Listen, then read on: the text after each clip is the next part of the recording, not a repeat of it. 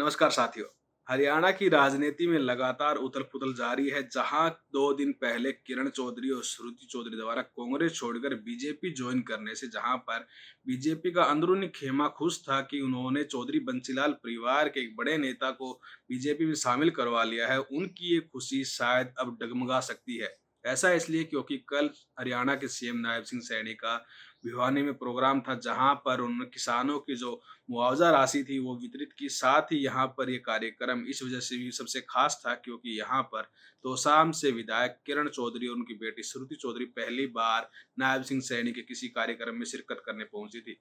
और इस कार्यक्रम में शिरकत के दौरान यहाँ पर किरण चौधरी भिवानी महेंद्रगढ़ के मौजूदा सांसद चौधरी धर्मवीर जी से लगातार बात करती नजर आई। और कहीं न कहीं राजनीतिक गलियारों में इस बात की चर्चा ज़रूर है कि इस बार तो असम विधानसभा से श्रुति चौधरी यहाँ पर टिकट की दावेदार हो सकती हैं। और ये हमारी पूरी वार्ता है आज की, ये इसी मसले पर है कि जो बीजेपी की अचानक से खुशी थी वो गायब हो सकती है। ऐसा इसलिए क्योंकि तोसाम विधानसभा से पूर्व विधायक शशि रंजन परमार बीजेपी के बड़े नेता हैं। साथ ही यहाँ पर मुकेश गौड़ भी बीजेपी के बड़े नेता हैं, जो ग्राउंड लेवल पर रहकर बीजेपी के लिए पुरजोर समर्थन जुटा रहे और यहाँ पर कार्य कर रहे हैं। वहीं किरण चौधरी और श्रुति चौधरी के यहाँ पर बीजेपी में शामिल होने से अब की बार जो मुकाबला है यहाँ पर टिकटों की दावेदारी का, वो बीजेपी के लिए मुसीबत खड़ी कर सकता है। और इस बीच श्रुति चौधरी यहाँ पर सबसे मजबूत दावेदार मानी जा रही है तोसाम विधानसभा से, क्योंकि पिछली बार जब यहाँ पर किरण चौधरी और शशि रंजन परमार के बीच मुकाबला हुआ था, तो उस जोरदार टक्कर में किरण चौधरी ने शशि रंजन परमार को मात दी थी। और अब की बार उनकी बेटी अगर श्रुति चौधरी को यहाँ से टिकट मिलता है तो बीजेपी के जो अन्य नेता हैं मुकेश गौड़ और शशि रंजन परमार, इनके लिए यहाँ पर खुद की दावेदारी पेश करना उनके लिए सबसे बड़ी चुनौती यहाँ से रहेगी। वहीं जो कल यहाँ पर भिवानी में मुख्यमंत्री नायब सिंह सैनी का प्रोग्राम हुआ था, उसमें शशि रंजन परमार ने अपने संबोधन में इस बात का जिक्र जरूर किया था कि सीएम साहब नयों के चक्कर में पुरानों को मत भूल जाना, क्योंकि उन्होंने 5 साल रहकर यहाँ पर ग्राउंड पर काम किया है।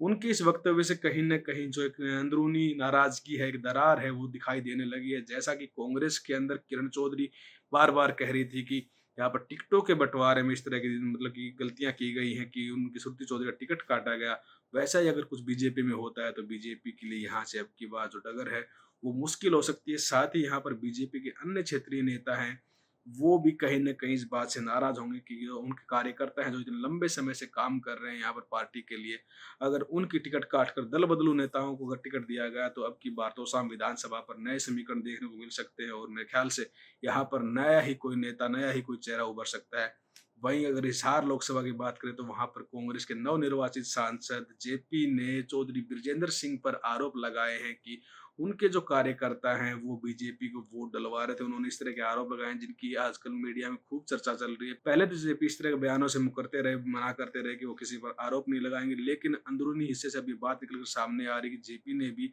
बृजेंद्र सिंह, जो पूर्व में बीजेपी के सांसद रह चुके हैं हिसार से, उनके कार्यकर्ताओं पर आरोप लगाए हैं कि उनके जो कार्यकर्ता थे, उन्होंने कुछ कार्यकर्ताओं के नाम भी बताए कि वो लोग बीजेपी के बूथों पर बैठकर काम कर रहे थे, उनको वोट डलवाने का काम कर रहे थे। वहीं तीसरी सबसे बड़ी खबर हरियाणा की ये है कि हरियाणा के सोनीपत में कांग्रेस की धन्यवाद रैली में भूपेंद्र सिंह हुड्डा ने कुलदीप शर्मा से कहा कि कांग्रेस छोड़कर जाने की जरूरत नहीं है, हम सब कांग्रेस में रहेंगे। आपको बता दें कि कुलदीप शर्मा पूर्व में हरियाणा विधानसभा के स्पीकर रहे हैं और भूपेंद्र सिंह हुड्डा के बहुत ही क्लोज फ्रेंड रहे हैं वो। साथ ही कुछ चर्चा भी पिछले कुछ समय से चल रही थी कि कुलदीप शर्मा भी कांग्रेस छोड़कर बीजेपी ज्वाइन कर सकते हैं। इस दौरान उन्होंने यहाँ पर सतपाल ब्रह्मचारी, जो फिलहाल लोकसभा सांसद बने हैं सोनीपत से, उनके कार्यक्रम में जनता का धन्यवाद करते हुए कुलदीप शर्मा से बात कही कि कांग्रेस छोड़कर जाने की जरूरत नहीं है। इसके बाद कुलदीप शर्मा ने भी खड़े होकर भूपेंद्र सिंह हुड्डा से हाथ मिलाया और उनके प्रति जो समर्थन था उन्होंने वही जताया। कि हरियाणा की फिलहाल की जो उथल पुथल है उसको देखकर आपको क्या कुछ लगता है कि विधानसभा चुनाव में बीजेपी के जो नेताओं की नाराजगी है दल बदलू नेताओं के कारण,